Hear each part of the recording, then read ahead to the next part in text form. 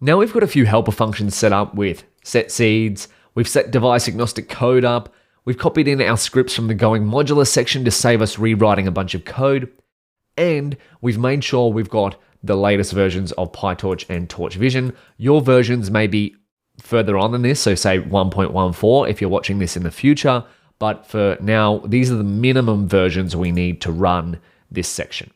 So let's keep going on to the next most important step other than getting set up, and that is getting data.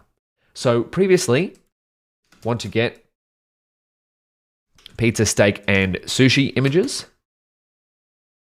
so we can run experiments building Food Vision Mini, because that's the whole goal of this section, is to track various experiments and see which model performs best. So I issued you the challenge in PyTorch Transfer Learning to create a helper function for getting the data. So get data to turn this into a helper function. And you'll be happy to know I gave that a shot myself so I can practice what I preach. So let's check it out. Here's what I would have done. We'll go import zip file. We've written code similar to this before, but we're going to do it again just to practice, you know? There's nothing like writing a bit more code to practice. If in doubt, code it out. So let's set up a little function here called download data. And the goal is we want to be able to pass in a source. So for example, a link from GitHub. And we want to be able to pass in, oh, I've got a typo here. From path lib import path, because we're going to be dealing with file paths. And we want a source and a destination. So source, download data from somewhere. For example, GitHub data, open this up, one of these files, and then destination, we want to save it to somewhere in here. And then we can also go remove source, which could be a bool equals true if we no longer want to keep the source after we've downloaded it. And this is going to return a path. So path. So let's keep going. We want to write a little doc string here of what's going to happen.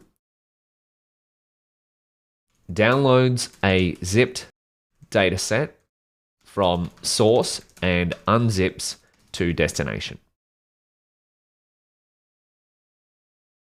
So in our case, as I said, the source might be a zip file in the data folder here, and the destination will be some folder over here, so we have access in our Colab notebook.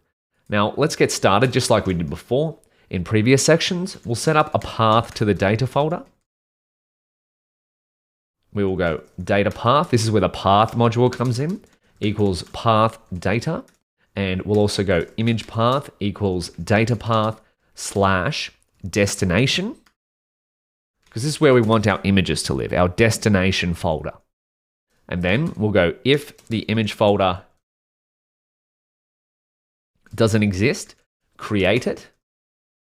Let's go if image path dot isdir print. We'll get a little info tag here.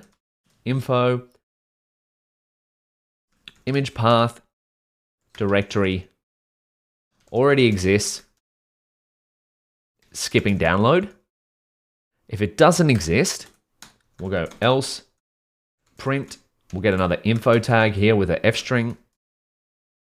I love F strings. Info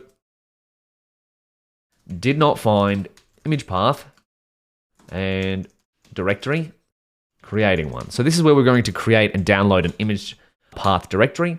So we'll take this, and if it doesn't already exist, we'll make sure we create it by going imagepath.mkdir, and we'll set up the parents if we need to, so the parent directories. And then we'll set up exist OK equals true. And then let's download the target data. So from here, target file is going to be path, and we'll get the source. So we'll turn the source string, not the piece of source. We'll turn the source string, the source destination of our data, into a path, and then we'll get the name of that path. So for example, if we clicked on this, this is a path here, PyTorch Deep Learning Data, Pizza, Steak, Sushi. The name of this is this. So this is what we are using the path library for from path lib. And I'm just going to get out of a few of these extra tabs that we don't necessarily need. Beautiful. Let's come back over to here. Tab, tab, tab. With open. Now let's open a data path. So we created this before. Data path / target file. This is where we want to write a file that we download as F. So write binary, that's the WB there.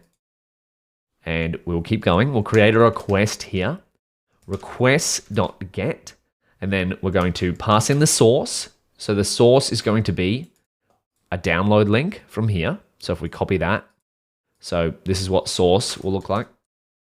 Example source. We want the raw link from GitHub, raw. And we'll keep going. We'll print out another info tag. Info. We will go downloading target file from source. ... Beautiful. Once that is downloaded, let's write that target file to the file. So F, because we're opening up an F and we're going to go to that F, so F for file, write the content of the request. Request.content. Beautiful. And now let's unzip it because we know it's going to be a zip file. Unzip target file with zip file. This is where zip file comes in. Zip file up here. With zip file.zip file, we're going to pass it in the data path / target file. This time it's going to be R permissions for read as zipref. So we're going to read the downloaded zip file, and then we're going to print out another info tag. We don't necessarily need all these info tags. I just like seeing them play out.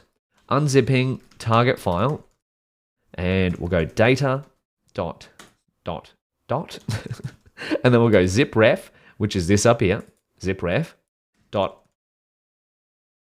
extract all. So we're going to extract all of the contents of the zip file, image path. Now we'll remove the .zip file if needed. So this is where that remove source bool comes in. So if remove source, let's go os remove data path / target file. This function could actually be improved a fair bit. We've typed out this a fair few times, data path / target file. You might want to save that to a variable or something like that. But let's just finish off this function so we can have some data. We've seen this play out a few times now. Return the image path. So we've set up the image path here. Let's see what happens if we pass in this link as the source. The destination will be a file over here called pizza, steak, and sushi that will store our data. And yeah, I think that should be enough. Let's try out our function, see if it works. Image path equals download data, source. And you might be saying, Daniel, finally, in module 7, we've written a code to functionize the downloading of the data. And you're right. Sometimes it takes me a while to functionize things that I do all the time too. And then destination, pizza. You got to write a fair bit of code to know what to functionize, right? That's my excuse. Destination. And so we should be ending up with an image path here. Let's see if this works. Did not find it. Oh, I've got 3 L's. Did you catch that? Oh, skipping download. What happened here? Did we... Looks like our function could be improved. Okay, so this file is empty. Maybe that's another thing you could do to improve this function. If you do, let me know. So now, if pizza, steak, sushi is empty, it still doesn't download. So let's remove everything in data. There we go, and we'll rerun this. Beautiful. Did not find pizza, steak, sushi directory, creating one, downloading, unzipping pizza, steak, sushi data, and now we have our path is going to be data, pizza, steak, sushi, test. Beautiful. Pizza. Let's have a look. Pizza image. Wonderful. We've got all of our data and it's now functionized, so we could use this function later on. It could be improved though to see if the target directory, if it is empty, pizza, steak, sushi, it still downloads. So maybe that's an enhancement that you could try as some extra curriculum. But let's keep moving forward. We've got our images downloaded. In fact, here's a challenge. In the previous section, we created data loaders and data sets.